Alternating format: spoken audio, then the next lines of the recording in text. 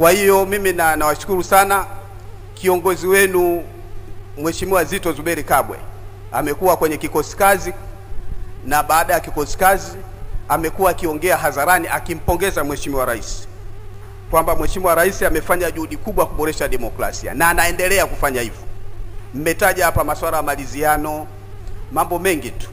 Kwa hiyo mnaona hata mambo yenu sasa hivi yanakwenda vizuri, si ndio? Kwa hiyo tumpongeze, tumpe maua yake Mheshimiwa Rais. Naomba tumpigie makofi.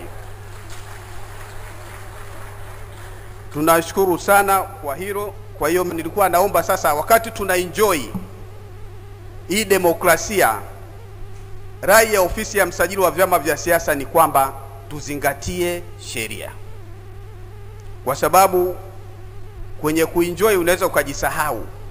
Unaweza ukajisahau, ukaenjoy sana, ukajisahau kwamba kuna rules and the procedures, kwamba tuzingatie sheria ili tuendelee sasa kuitunza nchi yetu, amani ya nchi yetu, umoja tulionao, na tuendelee na siasa za kistaarabu.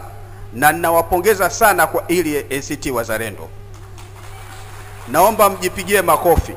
Katika kimojawapo ya chama ambacho mnafanya siasa za kistaarabu hivi sasa, ACT Wazalendo mpo. Kwa hiyo sisi tunawapongeza sana na tunaomba muendelee hivyo. Na kama alivyosema katibu mkuu hapa, uchaguzi unakuja. Tuna uchaguzi wa serikali za mitaa mwaka huu, tuna uchaguzi mkuu mwaka kesho. Uchaguzi ni ushindani. Sisi kama walezi wa vyama vya siasa, tunalea vyama 19.